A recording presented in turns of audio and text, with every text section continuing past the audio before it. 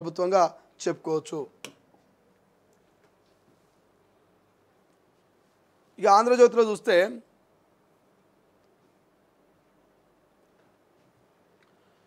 మృతదేహాలు కొంటాం, ప్రైవేట్ వైద్య కళాశాలలో అనాటమీకి శవాల కొరత అంటూ ఒక్కో మృతదేహానికి 1,00,000 ఇచ్చేందుకు కాలేజీలు సిద్ధమంట. నిరుపేద కుటుంబాలే టార్గెట్, దళారుల ద్వారా దందా. కర్ణాటక మహారాష్ట్ర సరిహద్దు ప్రాంతాల నుంచి కొనుగోలు అంటూ వార్త హైలైట్ కనిపిస్తుంది. ప్రైవేటు వైద్య కళాశాలలో మృతదేహాలను కొరత నెలకొంది. వైద్య విద్యలో భాగంగా శరీర నిర్మాణం, అవయవాల పనితీరుపై విద్యార్థులకు అభ్యాసనం, అనాటమీ కోసం మృతదేహాలు దొరకడం లేదు. ఫలితంగా ఆ కాలేజీలు అడ్డదారులు తొక్కుతున్నాయి.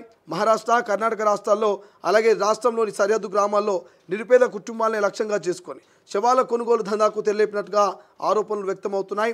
భారీగా డబ్బిచ్చి మృతదేహాలు కొంటున్నాయని, ఒక్కోసారి మృతదేహానికి 1,00,000 దాకా ఇచ్చేందుకు సిద్ధపడుతున్నాయని ఆరోపణలు వస్తున్నాయి.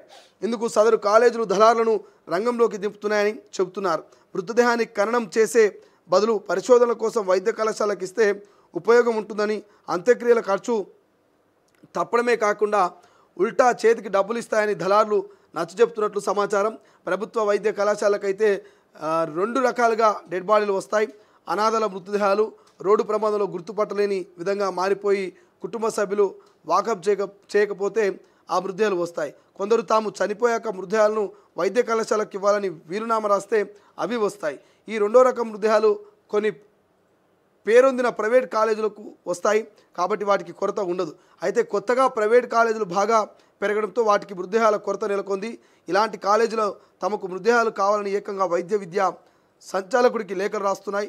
నిరుడు హైదరాబాద్లో విజయవాడ రహదారికి సమీపంలో నగరానికి అంటూ ఒక వార్త కనిపిస్తుంది. సో ఇక్కడ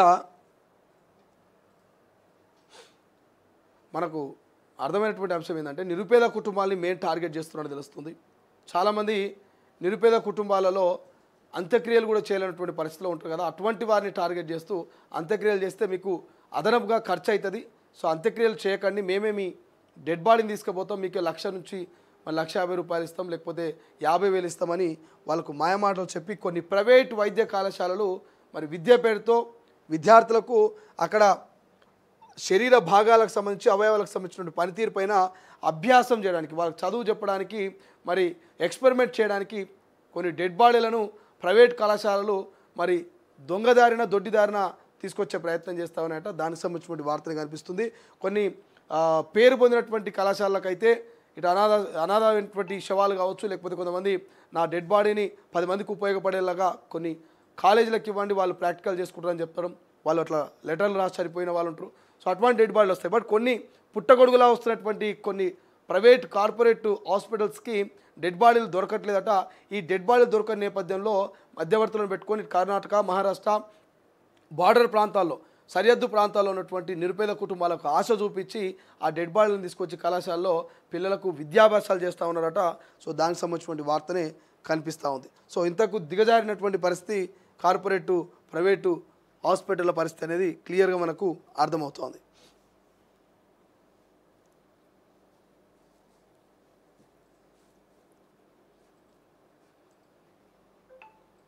సో ఇంకా ఏం కనిపిస్తుంది ఇక్కడ, ఆపరేషన్ సింధూర్ పాక్కు లక్ష్మణ రేఖ.